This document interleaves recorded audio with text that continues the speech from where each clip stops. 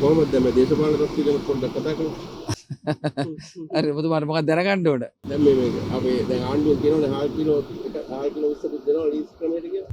පුනරුදය bike එකක් හම්බෙච්ච කට්ටියට එහෙම නැත්නම් නිල නිවාස ගෙවීමේ ක්‍රමයට හම්බෙච්ච කට්ටියට හාල් කිලෝ 20ක් ගෙවීම ක්‍රමයට ලබා දී තමයි පුනරුදය නොහොත් සිස්ටම් චේන්ජ් එක කියලා කියන්නේ. ඒකද අලුත්ම මේ සිස්ටම් චේන්ජ් එක. ඉතින් මහ පොළවේ තිත්ත ඇත්ත ඒකනේ නේද? අවුරුදු 76ක් මිදුලි බලාගාර හැදුවා, විශ්වවිද්‍යාල හැදුවා, ගොවි ජනපද ව්‍යාපාර හැදුවා, ඇඟලුම් කර්මාන්තශාලා හැදුවා නේද? මේ නිවාස දසලක්ෂ හැදුවා, ගම්මුදා ව්‍යාපාරය කරා, අධිවේගී මාර්ග ගුවන් තොටුපළවල් හැදුවා, වරායවල් හැදුනා නේ? මේ දැන් හාල් කිලෝ 20 තමයි මේ ලැබෙන්නේ. ලස්ස 12ට විස්කාර ලැබෙනවද මම දන්නෙත් නෑ. හරිද? හාල් කිලෝ 20ක් ගෙවීමේ ක්‍රමයට ලබා දෙනවද? දැන් හැබැයි මේ ආණ්ඩුව පැත්තෙන් නම් කියනවා දැන් මේක හොඳ සාධනීය දෙයක්.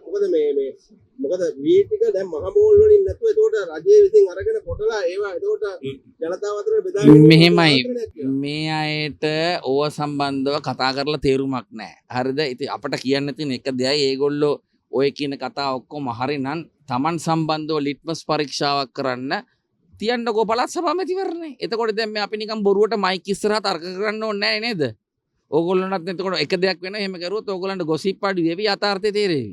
ඒ කියන්නේ පළාත් සභා මැතිවරණයක් තිබ්බොත් මේ ආණ්ඩුව පරදිනවා කියලා ඔබතුමාලා නැති ඒක ඔබතුමා තේරුම් ගන්නකො මම මොකද්ද කියන්නේ කියලා.